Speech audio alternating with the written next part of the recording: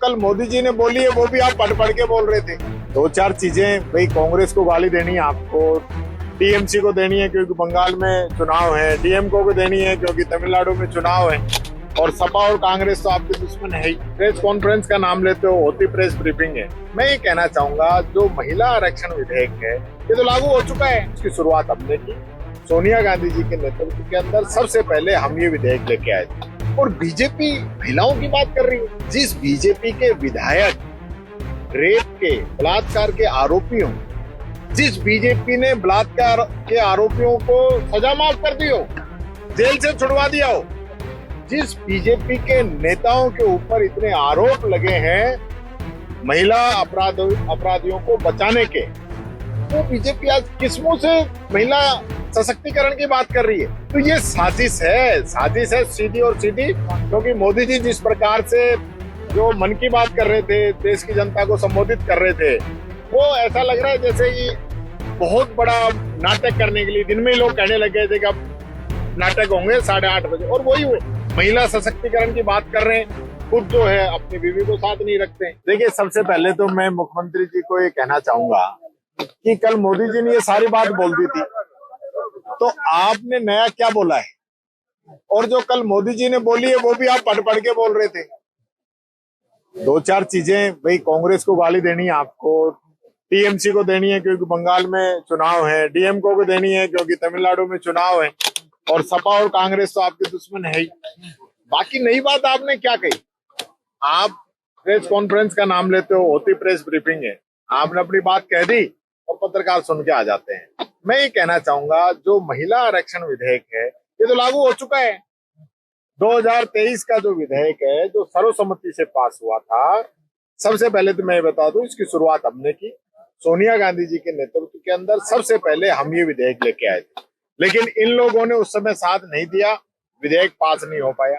लेकिन जब 23 के अंदर ये लेके आए सर्वसम्मति से, पूरी संसद ने और पूरी राज्यसभा ने, सब लोगों ने इसको पास किया, वो बिल लागू भी हो गया। 16 तारीख की रात को इन्होंने नोटिफिकेशन जारी कर दिया, 3 साल डिले करने के बाद। तो महिला आरक्षण में तो कहां दिक्कत है? लेकिन महिला आरक्षण की आड़ में आप जो परिसीमन करना चाहते थे, और बीजेपी महिलाओं की बात कर रही है। जिस बीजेपी के विधायक रेप के, बलात्कार के आरोपियों, जिस बीजेपी ने बलात्कार के आरोपियों को सजा माफ कर दी हो, जेल से छुड़वा दिया हो, जिस बीजेपी के नेताओं के ऊपर इतने आरोप लगे हैं महिला अपराधियों को बचाने के, वो बीजेपी आज किस मुंह से महिला सशक्तिकरण की बात कर रही है?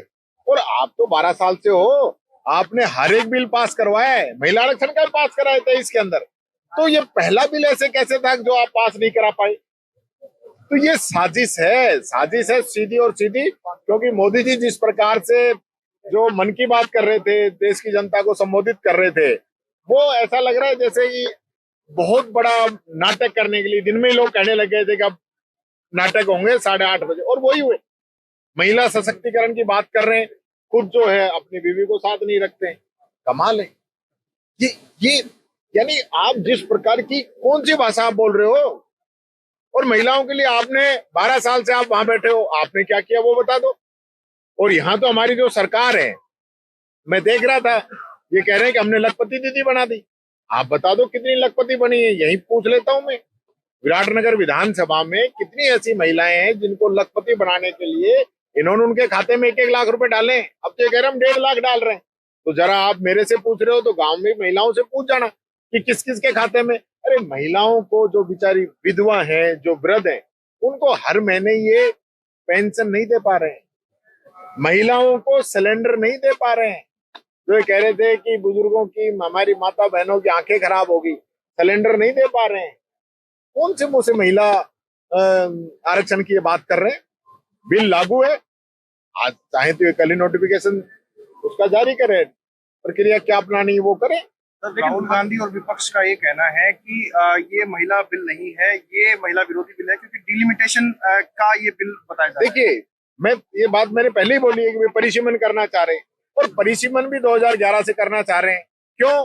क्योंकि SC, ST और OBC उनको इसका लाभ नहीं मिल सके। क्योंकि अगर अभी जो जनगणना हो रही है, आप तो कह रहे हो ना कि हमारी डबल इंजन है, हमने तो घर तो गिन ही लिए हैं, बस जनसंख्या हमें जारी करनी है। तो आपको पता है कि इससे एससी की संख्या बढ़ेगी 2%, एसटी की जनसंख्या जो है 2% बढ़ी है, और ओबीसी की, जो कि लोकसभा के अंदर घोषणा होगी जातिगत जनगणना की, तो जनगणना होने से ओबीसी की भी आप सीटें बनानी पड़ेंगी और उनको भी रिजर्वेशन देना पड़ेगा।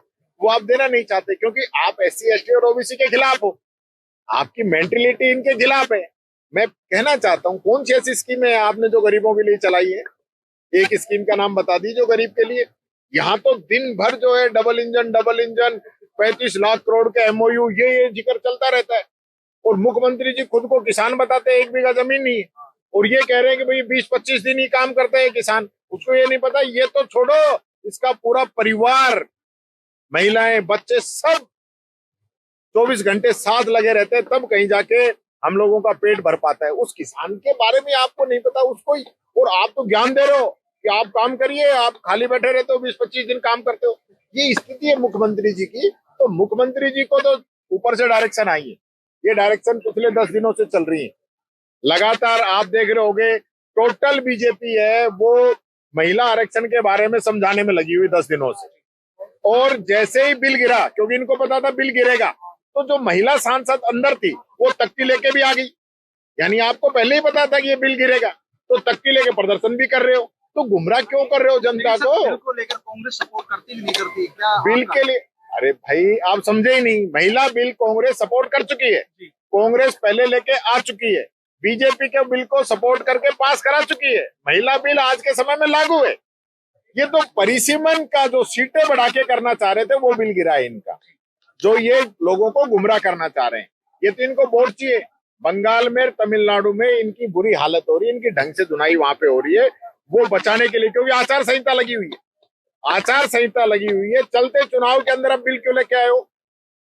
आप वोट डल जाने देते, वोट डलने के बाद में आप ले आते, चर्चा करते, सर्वदलीय बैठक करते और सब लोगों से बात करके इसको पास कराते।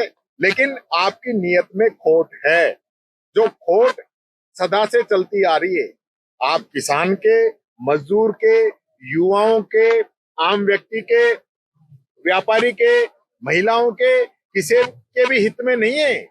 आज मजदूर सड़कों पे रो रहे हैं न्यूनतम मजदूरी बढ़वाने के लिए, और पुलिस जो है, प्रशासन जो है, इन फैक्ट्री मालिकों के साथ मिलके मजदूरों को पीटने कूटने का काम कर रहा है, उनको थाने में बंद करने का काम कर रहा है, जेलों के अंदर ले जाने का काम कर रहा है, जबकि उसकी सुनवाई नहीं हो रही।